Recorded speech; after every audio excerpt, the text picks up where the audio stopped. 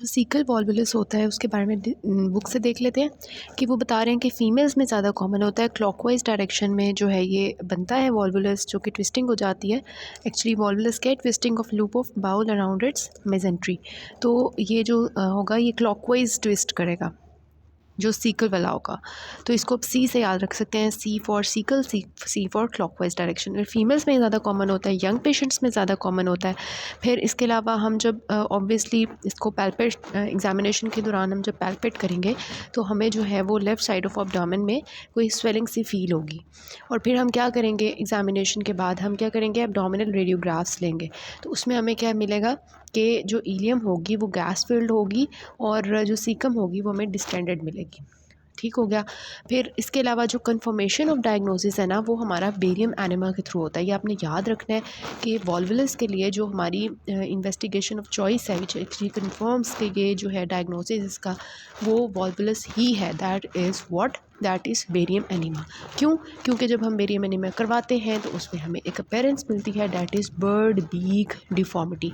जैसे हमने एक्लेज़िया में देखा था ना, उसमें भी हमें बर्ड बीक डिफॉर्मिटी मिल रही थी। इसी तरह सीकल वॉल्वुलस में भी हमें जो है बेरियम एनीमा जब हम करवाते हैं तो हमें ये इसी तरह जो है वो नज़र आता है और हम कंफर्म करते हैं कि ये वाकई में क्या है, सीकल वॉल्वुलस है।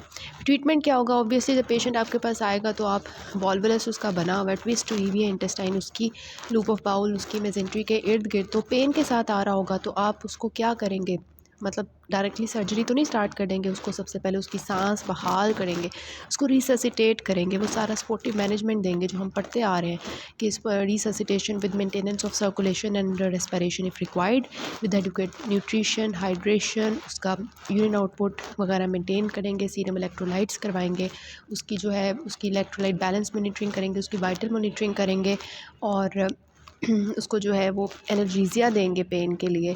और इसके अलावा फिर हम जो है उसकी फर्दर मैनेजमेंट करेंगे बाय सर्जिकल, क्योंकि मेडिसिन इसकी कोई मैनेजमेंट नहीं है। मेडिसिन तो इससे तो नहीं आराम आ सकता, सोचने वाली बात है। तो obviously we will perform the laparotomy.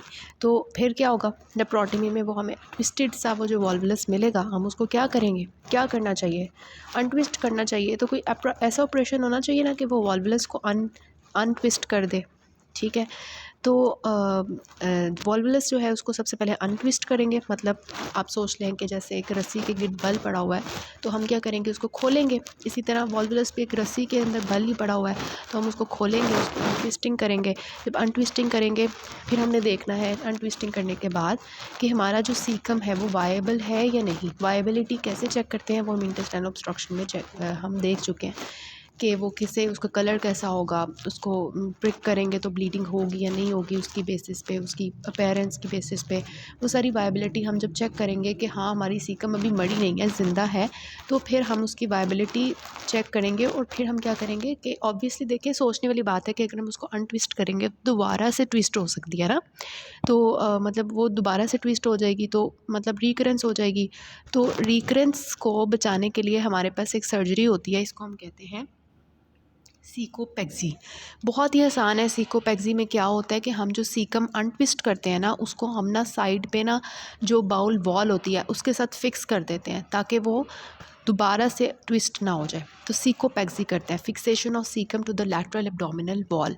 ये कर सकते हैं या सीकोस्टोमी करवा सकते हैं।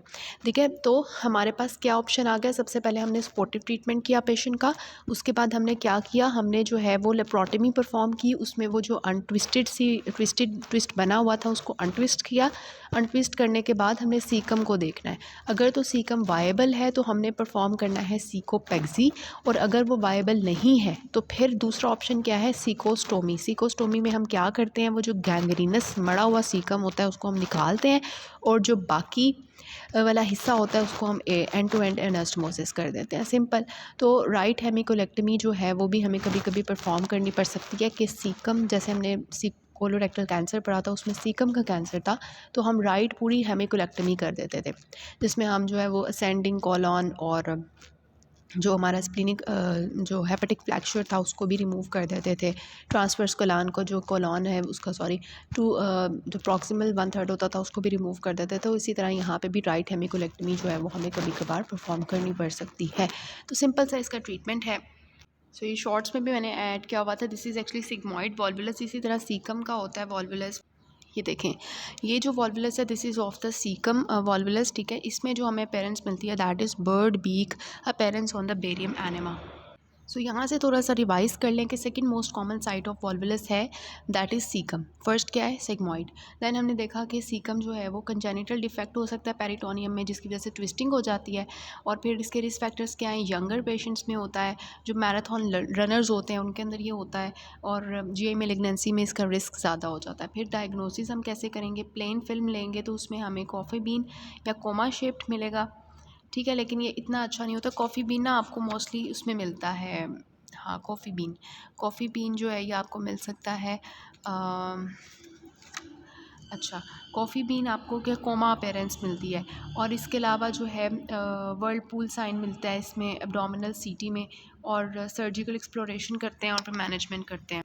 यहाँ पे ये ना आप याद रखें, यहाँ पे आपने सीकल में जो है ना बर्ड बीक याद रखनी है, ये गलत लिखा हुआ है, ये सिग्मॉइड में आपको नज़र आता है उस तरह। Okay then we will discuss about the topic the sigmoid volvulus. तो सबसे पहले ये है कि हाई फाइबर डाइट लेने की वजह से जो है ना इसका एक रिस्क फैक्टर होता है। अब इसको छोड़ दें, इसमें जो मोस्ट इंपॉर्टेंट चीज़ है वो ये है कि एंटी क्लॉकवाइज में होता है, ठीक है। जो कि हमने सीकल पढ़ा था वो क्लॉकवाइज डायरेक्शन में हो रहा था, तो ये एंटी क्लॉकवाइज में होता है। जो सीकल वाला था वो फीमेल्स में कॉमन था, ये मेल्स में कॉमन है।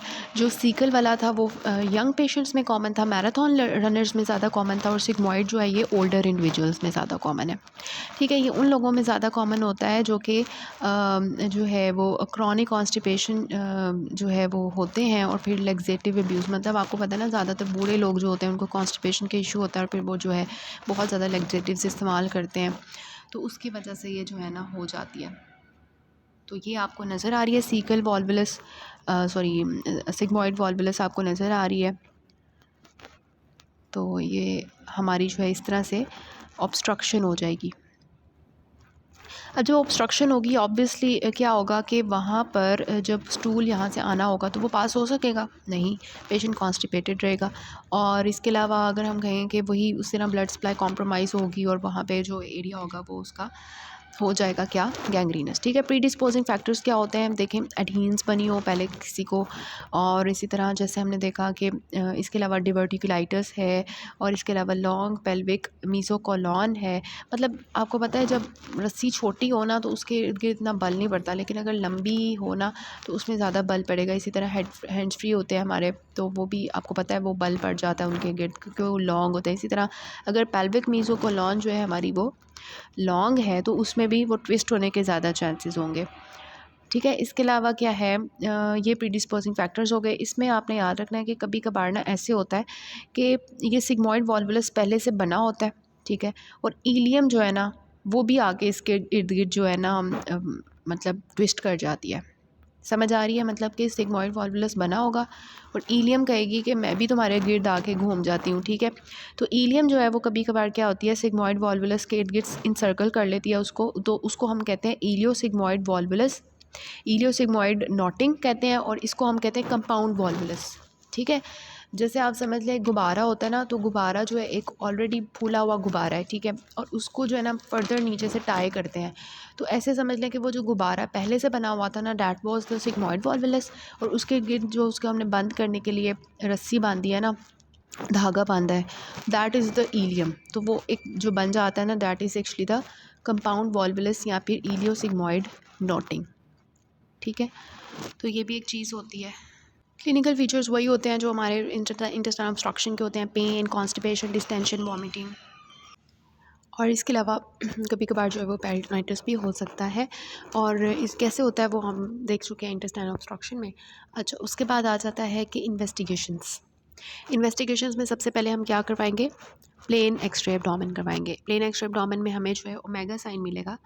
ओमेगा जैसे होता है ना, मतलब किस तरह से होता है, इस तरह से होता है ना, इस तरह के पेरेंट्स आएगी ओमेगा साइन में, या फिर कॉफ़ी बीन पेरेंट्स आएगी, ठीक है। इसकी पिक्चर मैं आपको दिखा देती हूँ, मैंने दिखाई भी थी आपको।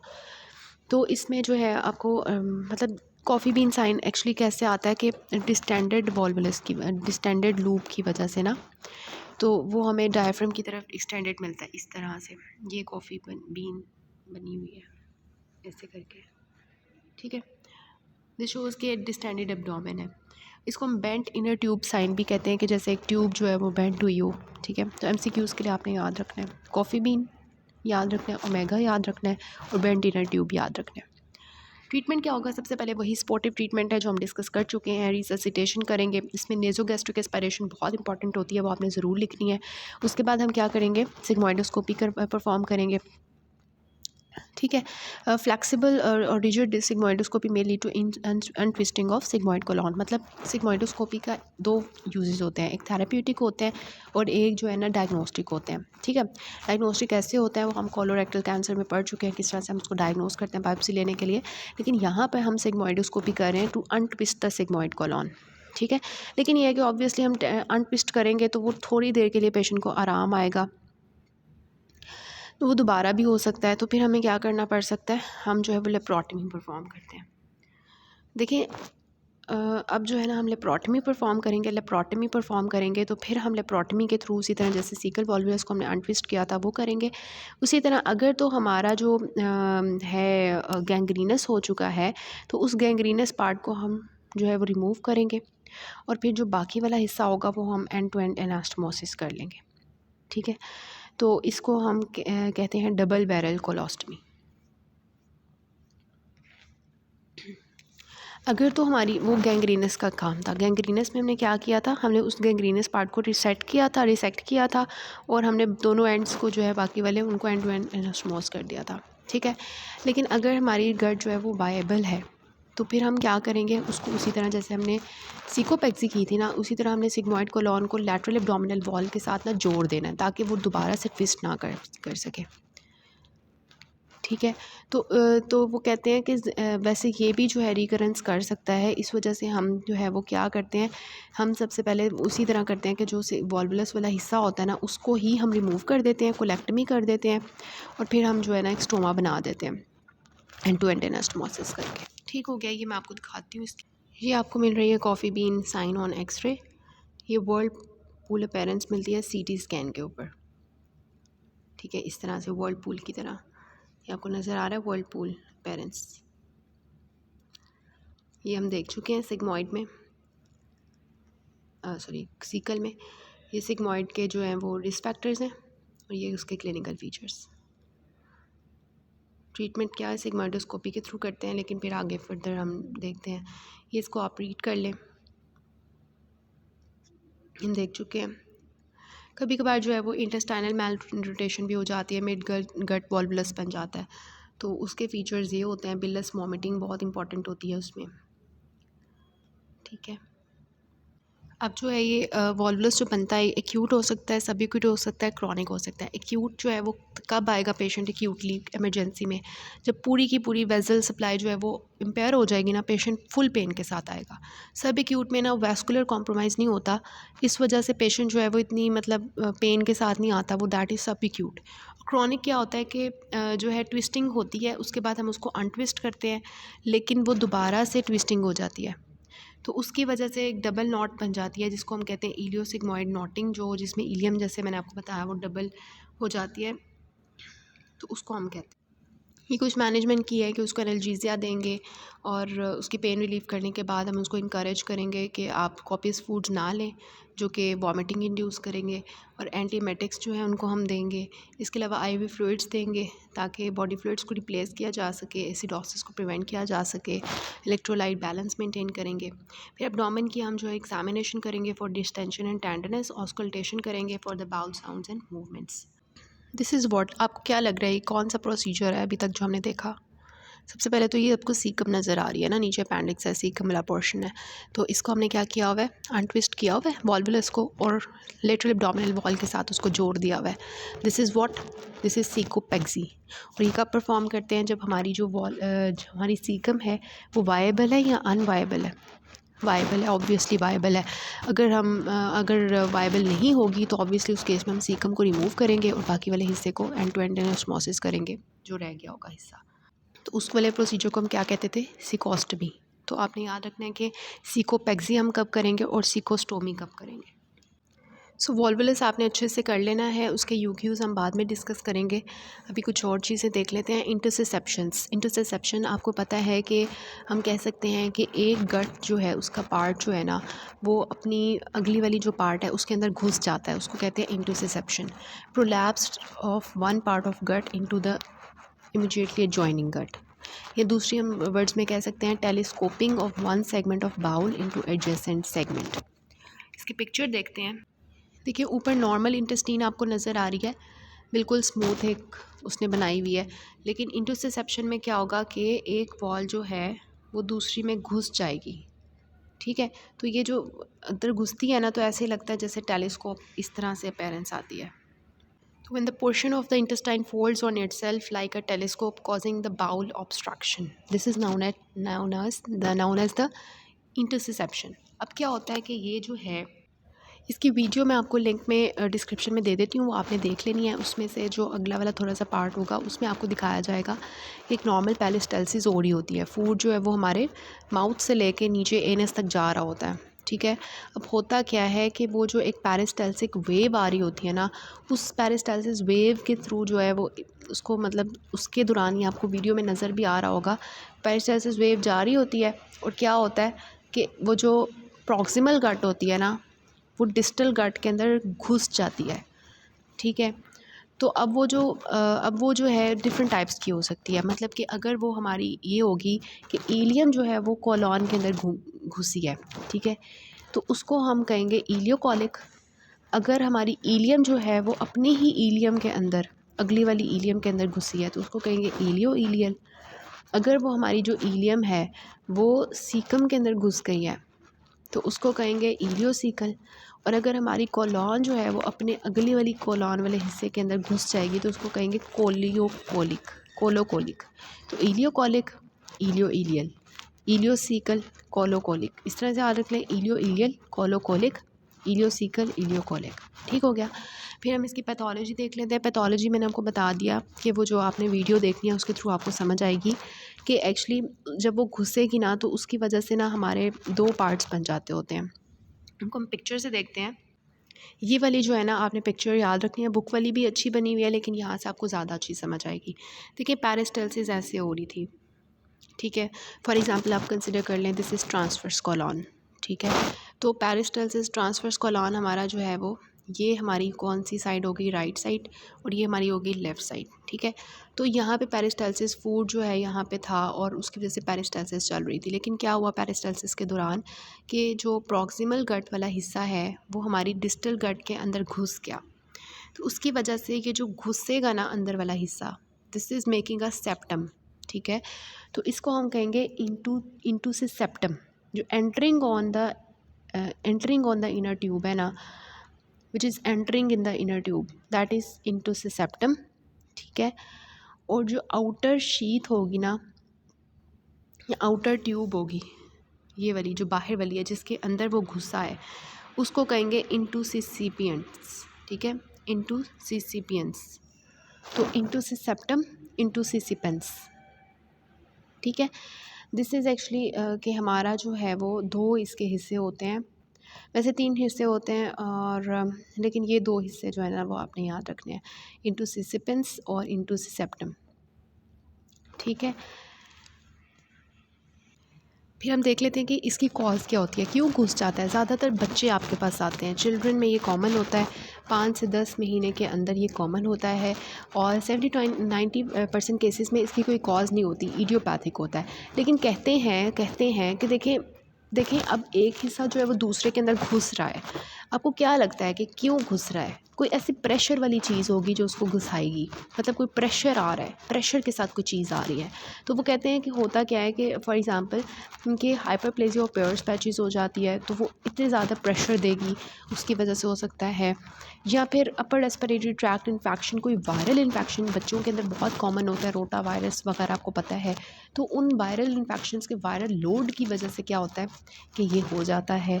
फिर जो हमारे हैं कुछ ऐसे लोग होते हैं, कुछ जिनके अंदर मैकल्स डाइवर्टिकुलम होता है, पॉलिप होता है, पेंडिक्स होता है, उनके थ्रू भी जो है एसोसिएटेड हो सकता है। अडल्ट जो हैं वो ज़्यादातर पॉलिप्स के साथ होते हैं, ट्यूमर या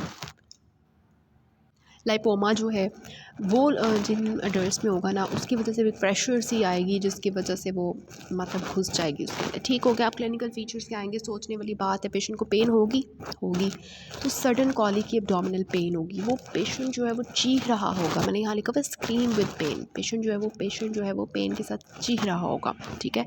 और फिर साथ में क्या होगा, ऑब्स्ट्रक्शन होगी ना, ऑब्स्ट्रक्शन की वजह से वही इंटेस्टाइनल ऑब्स्ट्रक्शन के साइंस आएंगे, उसको जो है पेन होगी, उसको जो है वॉमिटिंग होगी, उसको कॉन्स्टिपेशन होगी, उसको जो है एब्डोमिनल डिस्टेंशन मिल सकती है हमें। लेकिन यहाँ पे जो इंटरसेप्शन के केस में जो इम्पॉर्टेंट है ना, वो हमारा ये है कि स्टूल जो है ना वो ब्लड एंड म्यूकस के साथ फिल हुआ होगा। देखिए इंटरसेप्शन बनी हुई है, तो उसकी वजह से क्या होगा, मतलब वहाँ पे वॉल्स डैमेज होंगी तो ब्लड आएगा, और वहाँ पे जो म्यूकस बना होता है ऑलरेडी इंटेस्टाइन में, उसके अंदर जब ब्लड मिक्स होगा तो क्या उसका कलर थोड़ा सा ऐसे नहीं हो जाएगा जैसे ब्लड एंड म्यूकस मिक्स होके कुछ मिक्सचर सा बन जाएगा, तो जेली लाइक रेड कलर की जेली, डार्क रेड जेली, ठीक है। उसकी पिक्चर भी मैं आपको दिखाती हूँ, उसको कहते हैं रेड करंट जेली स्टूल्स आएंगे पेशेंट को, ठीक है।